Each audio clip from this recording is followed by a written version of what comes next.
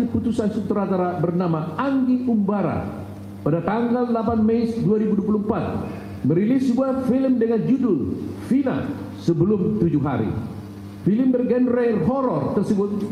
diangkat dari kisah nyata pembunuhan terhadap Muhammad Rizky Rudiana dan Vina Dewi Arsita, dalam hal ini korban dalam perkara Akuo.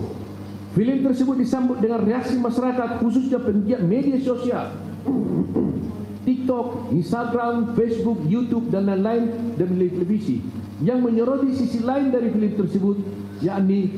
belum ditangkapnya 3 orang pelaku utama yang bernama Peggy alias Perong, yang berdasarkan pertimbangan hakim merupakan pelaku utama yang menyabetkan samurai pendek berbentuk pipa ke anak korban Muhammad Rizky Rudiana sehingga akhirnya korban meninggal dunia di tempat. Dilakukannya bersama 2 orang pelaku lainnya yang berstatus sebagai tersangka dan masuk dalam daftar pencarian orang atau DPO, yaitu Andi dan Dani. Bahwa desakan masyarakat khususnya warganet dan netizen agar Peggy alias Perong, Andi dan Dani segera ditangkap oleh kepolisian terus menghiasi pemberitaan dan dari waktu ke waktu, dan akhirnya dijawab oleh Polda Metro Jawa Barat dengan melakukan penangkapan terhadap seorang yang diduga sebagai Peggy alias Perong, yakni seorang pria yang bernama Peggy Setiawan, seorang pemuda berusia 20 tahun yang sehari-harinya bekerja sebagai kuli bangunan. Penangkapan tersebut juga diiringi oleh munculnya salah satu terpidana dalam perkara tersebut yang bernama Saka Tatal yang telah selesai menjalani hukuman dan profesional hukum yang memberikan klarifikasi dan informasi-informasi yang berbeda dengan putusan pengadilan.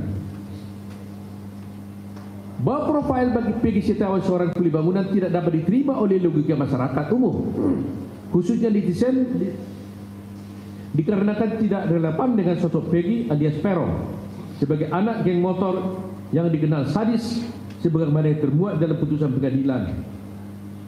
Gelombang ketidakpercayaan masyarakat membuat beberapa pihak seperti jurnalis, pegiat media sosial, YouTubers, TikTokers dan Selebgram melakukan investigasi secara mandiri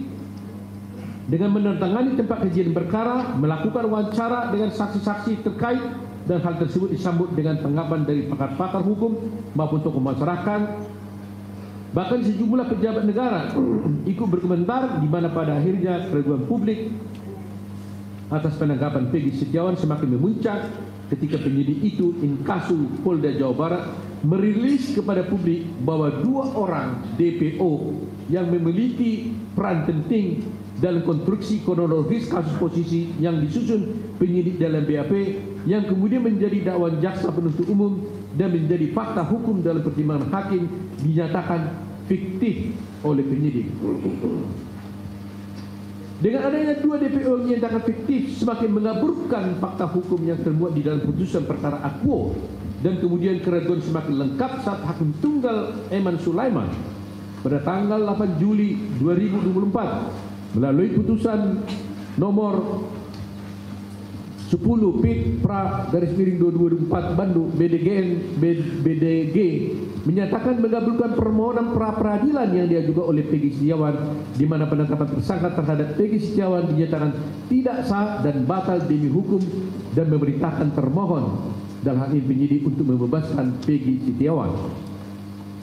Bahwa dalam perkembangan selanjutnya muncul rentetan fakta-fakta baru dengan adanya kesaksian baru dari saksi-saksi di dalam perkara Akuo,